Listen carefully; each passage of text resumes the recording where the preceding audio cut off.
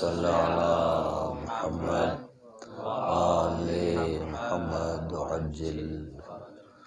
اعوذ باللہ من الشیطان اللعین الرجیم، بسم اللہ الرحمن الرحیم، الحمد للہ رب العالمین،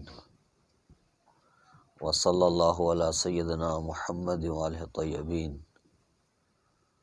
لا سیما علی بقیت اللہ فی الارضین، ولعن الدائم علی اعدائہم اجمعین۔ اسألک بجودک وکرمک ان تدنینی من قربک وان توزعنی شکرک وان تلحمنی ذکرک۔ دعائے کمیل کی یہ عبارت تین مہم مطالب کو شامل ہے جو اہل سلوک حضرات، اہل عرفان کے بزرگان جو سیر و سلوک میں مہم منازل حساب کرتے ہیں، مہم مقامات حساب کرتے ہیں، وہ یہ تین ہیں۔ ایک قرب خدا، ایک شکر خدا اور ایک ذکر خدا۔ تو اس عبارت سے شخص داعی خداوند قدوس کو واسطہ دے رہا ہے اس کے جود و کرم کا، کہ اے خدا تجھے واسطہ ہے تیرے جود و کرم کا، تو اس سے میں طلب کرتا ہوں، سوال کرتا ہوں کہ مجھے اپنا قرب عطا فرما اور ذکر کی توفیق عطا فرما، شکر کی توفیق عطا فرما اور ذکر کا الہام فرما۔ تو یہ قرب، شکر اور ذکر، یہ جو عبد طلب کرتا ہے خداوند قدوس سے، یہ مقام عالی ہیں، بہت ہی عظیم مقام ہے سیر و سلوک میں۔ تو سب سے پہلا مرتبہ قرب الہی کا ہے، اور قرب الہی کا حصول اطاعت خداوندی سے حاصل ہوگا، یعنی انسان جتنا مطیع ہوگا اتنا ہی خداوند قدوس کے قریب ہوگا۔ حق تبارک و تعالی خود حدیث قدسی میں فرماتا ہے کہ عبدی اطعنی حتی اجعلک مثلی، اے عبد تو میری اتنی اطاعت فرما، اتنی اطاعت کر کہ میں تجھے اپنا مثل بنا دوں۔ کیسا مثل؟ کہ خداوند قدوس آگے کہتا ہے کہ جیسے اقول الشیء کن فیکون، جیسے میں کسی شے کے لیے ارادہ کرتا ہوں کہ وہ ہو جاتی ہے، اسی طریقے سے تو بھی کسی چیز کا ارادہ کرے گا تو وہ ہو جائے گی۔ میں یہاں تک آپ کو مثل بناؤں گا۔ تو عبادات واجب اور مستحب میں ہم جو یہ قصد قربت کرتے ہیں، نیت جس کو کہا جاتا ہے، یہ قصد قربت وہ خود تقرب الہی ہے کہ انسان اس اطاعت کی وجہ سے خداوند قدوس کا قرب حاصل کرنا چاہتا ہے۔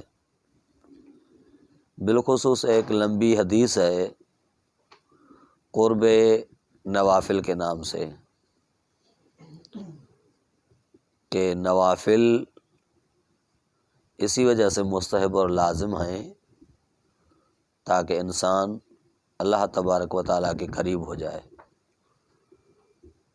تو جس جس شے میں اطاعت خداوندی ہو اس کو ترک کرنا ضروری نہیں ہے، بلکہ لازم ہے کہ اس کو انجام دیا جائے تاکہ قرب خداوندی حاصل ہو۔ دوسری منزلت اور دوسرا مقام یہ مقام شکر ہے۔ شکر ایک عظیم ترین منزل ہے جس پر بہت سارے افراد فائز نہیں ہو سکتے بلکہ کم ہوتے ہیں۔ بہت تھوڑے افراد اس منزل کو جا پہنچتے ہیں، ولا اس تک رسائی ہر ایک کو ممکن نہیں ہے۔ اسی لیے قرآن مجید میں ارشاد ہے قلیل من عبادی الشکور،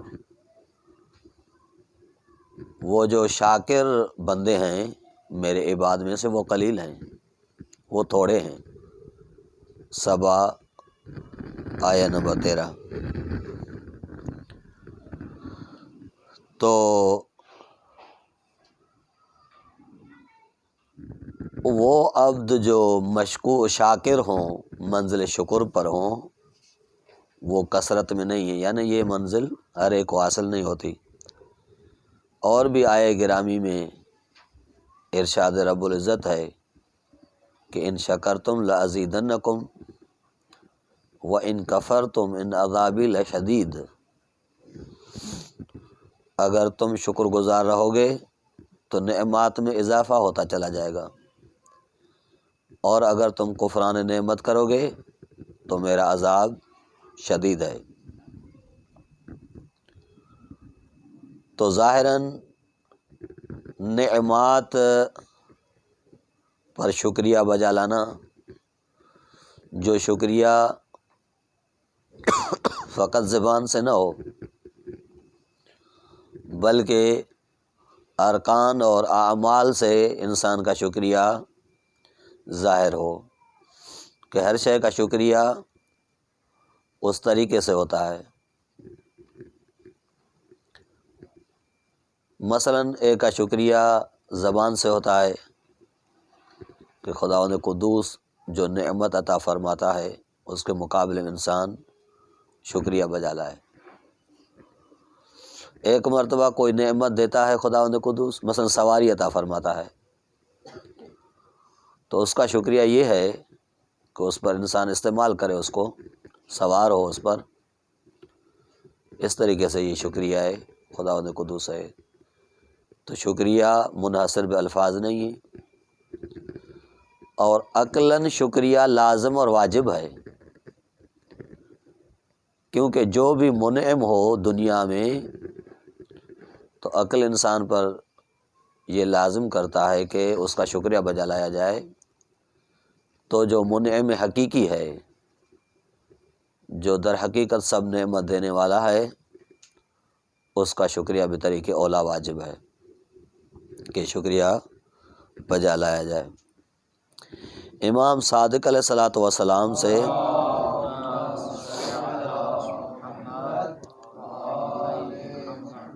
روایت ہے کہ شکریہ کیا ہے؟ مولا فرماتے ہیں شکر المنعم اجتناب المحرمات۔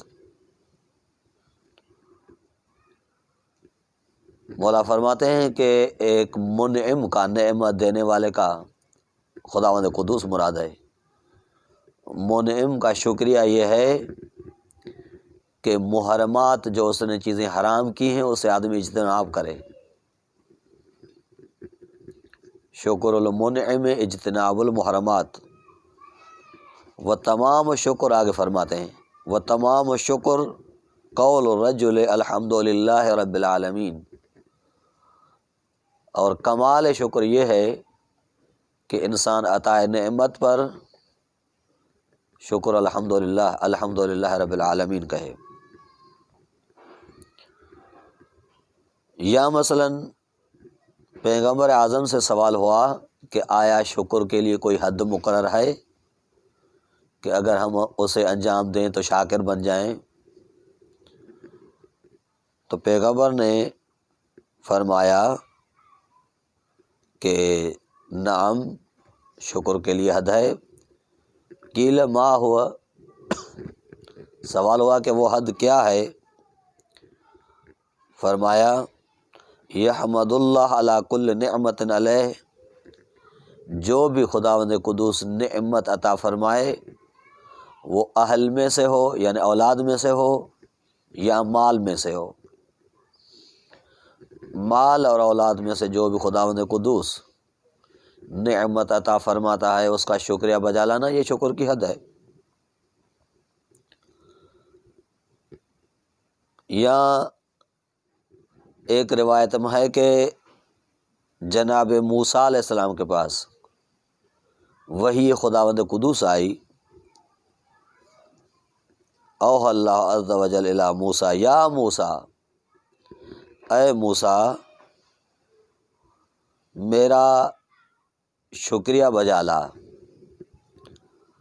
جو حقیقی شکر ہو، جو حق کے شکر ہو وہ ادا فرما۔ جناب موسیٰ علیہ السلام نے عرض کیا کیف اشکر حق شکرک، میں تیرے حق و شکر کو تو ادا نہیں کر سکتا، کیسے ادا کروں؟ نہیں ادا کر سکتا جب تک تیری توفیق شکر نہ ہو، اور پھر اس پر شکریہ بجا لاتا ہوں کہ تو مجھے توفیق شکر ادا کرتا ہے۔ تو ارشاد رب العزت ہوا یہی حق کے شکر ہے، کہ یعنی شکر میری توفیق کے بغیر حاصل نہیں ہو سکتا۔ اسی وجہ سے اس دعا کمیل میں بھی یہ ہے کہ اے اللہ مجھے توفیق عطا فرما کہ میں تیرا بندہ شاکر بن سکوں۔ یا ایک روایت ہے مولا حسین علیہ الصلوۃ والسلام سے،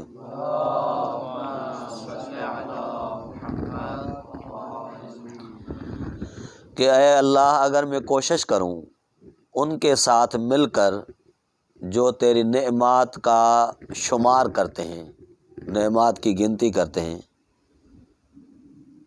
ان سے مل کر اگر کوشش کروں کہ تیری ایک نعمت پر شکر بجا لاؤں تو نہیں لا سکتا، تب تک جب تک تو مجھے توفیق عطا نہ کرے۔ یعنی خدا کی اگر توفیق شامل حال نہ ہو تو انسان شاکر نہیں ہو سکتا۔ تو یہ انسان خداوند قدوس سے طلب شکر کرتا ہے کہ اے خدا مجھے شکر کی توفیق عطا فرما، تاکہ میں ان بندوں میں سے ہو جاؤں جو آپ کا خالصتاً شکر بجا لاتے ہیں۔ اس شکر کے بعد جو درجہ ہے، یعنی ایک درجہ ہوا کہ اے خدا مجھے قرب چاہیے، دوسرا درجہ یہ ہوا کہ ذکر چاہیے، شکر چاہیے، میں شاکر ہوں، اور تیسرا درجہ جو ہے وہ کیا ہے کہ اے خدا میں تیرا ذاکر بننا چاہتا ہوں۔ اس کی تفصیل عرض کر چکے ہیں کہ ذکر کیا ہے، ذکر کے مراتب کیا ہیں، یہ بیان ہو چکا ہے پہلے، اسی وجہ سے دوبارہ اس کی تفصیل عرض یہاں پر نہیں کرتے۔ فقط یہ ہے کہ انسان لمحہ بھی خداوند قدوس سے غافل نہ ہو، ایک لمحہ بھی خداوند قدوس کے حضور سے غافل نہ ہو، ہمیشہ اس کے حضور میں اپنے آپ کو سمجھے، اور ادب اور اخلاق، ذکر، عبادت اس میں مشغول رہے، تاکہ وہ خداوند قدوس کے حضور کو درک کر سکے اور ذاکر حقیقی بن سکے۔ تو آگے کی عبارت انشاءاللہ کل عرض کریں گے۔ وصلی اللہ علی محمد وآلہ الطیبین الطاہرین المعصومین۔